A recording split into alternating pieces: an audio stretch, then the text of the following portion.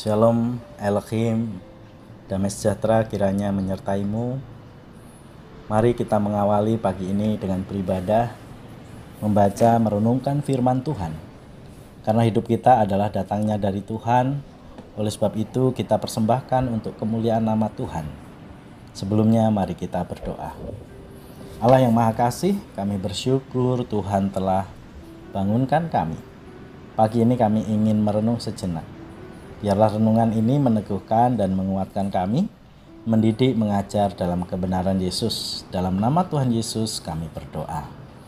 Bacaan kita dari Matius 28 ayat 10 dalam terjemahan baru.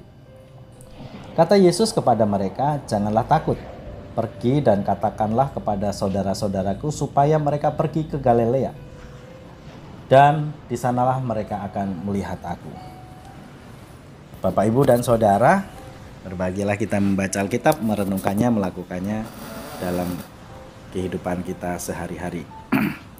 Saudaraku, masa Paskah ini memiliki 3 makna, bahwa Yesus mengajarkan untuk mengumpulkan murid-muridnya. Itu yang pertama. Yang kedua, ia menjumpai murid-muridnya di Galilea. Kemudian yang ketiga, ia mengutus murid-muridnya ke seluruh dunia. Akan kita jelaskan satu persatu. Paskah berarti berkumpul kembali. Saudara-saudara sekalian, Yesus itu bukan hanya Tuhan pribadi, bukan hanya juru selamat pribadi yang bekerja secara pribadi hanya untuk pribadi. Pergumulannya ditandai dengan pemanggilan ke-12 muridnya. Setelah Yesus mati, murid-murid itu tidak bersatu lagi. Mereka tercerai-berai. Seperti domba ketika gembalanya tidak ada. Masing-masing mencari selamatnya sendiri. Masing-masing kembali pada kesibukan dan pekerjaannya pribadi. Lalu Paskah, Yesus bangkit. Apakah firman-Nya yang pertama? Janganlah takut, pergi dan katakanlah kepada saudara-saudaraku supaya mereka ke Galilea. Yesus bertindak seperti gembala yang mengumpulkan kembali domba-dombanya. Bapak, Ibu, dan Saudara, kita bisa berefleksi dari sini bahwasanya pekerjaan kita di dalam membangun komunitas itu membangun persekutuan. Kita membangun sebuah perkumpulan. Kita datang bersekutu, bergereja dalam rangka apa? Dalam rangka gereja adalah pribadi-pribadi yang sadar rela untuk hidup dalam persekutuan. Dia tidak hidup sendiri-sendiri. Gereja yang hidup oleh Paskah adalah gereja yang bersekutu.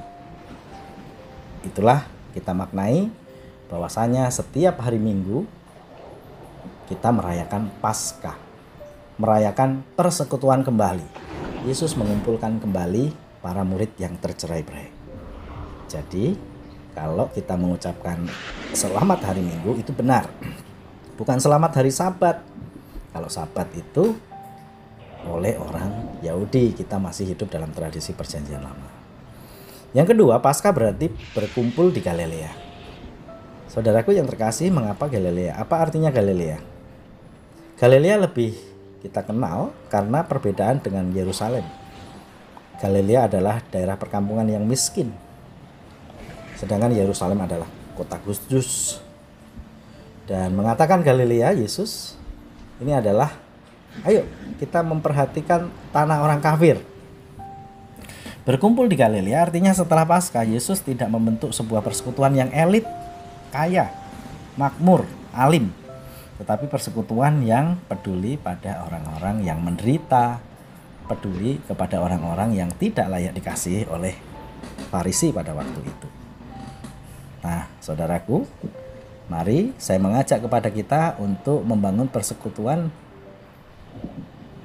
bukan persekutuan yang besar, persekutuan kecil, tapi ada buahnya.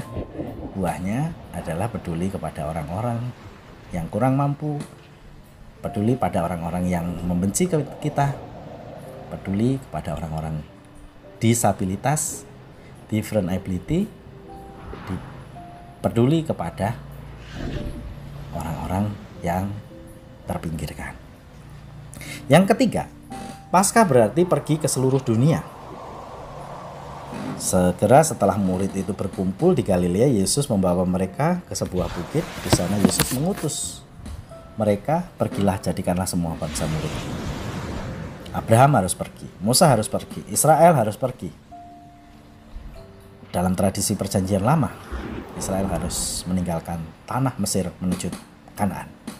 Dalam perjanjian baru, gereja harus pergi. Gereja harus menghasilkan buah, gereja harus menghadirkan shalom. Shalom itu tidak membuat kita tinggal, tetapi membuat kita bangun dan pergi. Gereja yang hidup karena Paskah adalah gereja yang bangun dan pergi. Gereja yang bergerak dan bertindak, gereja yang berbicara dan bekerja. Bangunlah, marilah kita pergi. Jadi ketika kita menyampaikan berkat, bukan pulanglah, tetapi pergilah. Karena esensi gereja adalah bergerak. Tuhan memberkati kita. Selamat merenungkan, merefleksikan firman Tuhan dalam kehidupan kita sehari-hari. Amin.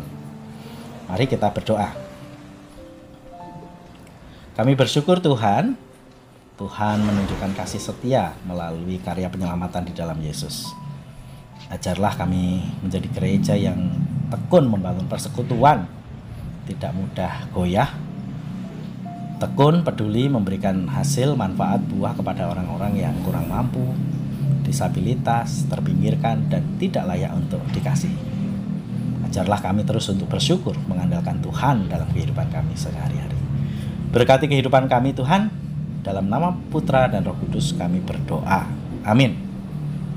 Hendaklah kamu berakar dalam Dia dan dibangun di atas Dia. Hendaklah kamu bertambah teguh dalam iman yang telah diakarkan kepadamu. Dan hendaklah hatimu melimpah dengan syukur. Haleluya. Selamat pagi, selamat berkarya.